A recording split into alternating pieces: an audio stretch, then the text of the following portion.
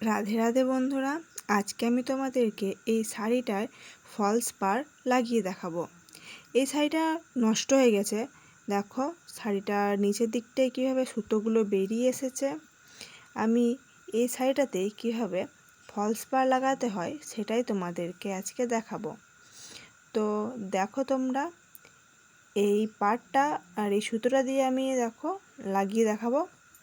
প্রথমে আমি এই শাড়িটার নিচেতে যেই সুতোগুলো বেরিয়েছে সেগুলো কেটে নেব। তোমরাও এটাকে সমানভাবে কেটে নিও। তোমরা আমার চ্যানেলে নতুন হয়ে থাকলে চ্যানেলটাকে অবশ্যই সাবস্ক্রাইব করে দিও এবং পাশের বেল আইকনটা প্রেস করতে ভুলো না। এই দেখো, আমি এবার এটাকে কেটে ফেললাম। এবার এটাকে আমি এরকমভাবে মুড়ে নেব, একটু অল্প করে মুড়ে নেব যাতে আর শাড়িটা থেকে সুতো বের না হয়। এই শাড়িটা কাস্টমার ব্যবহার করে তারপর আমাকে দিয়ে গিয়েছে এটা পাড় লাগানোর জন্য। এ দেখো, এরকমভাবে আমি সরু করে এটাকে স্টিচ করে নিলাম। এবার এটাকে আমি খানিক মেপে নিয়ে এর উপরে এবার এই ফলসটা লাগাবো।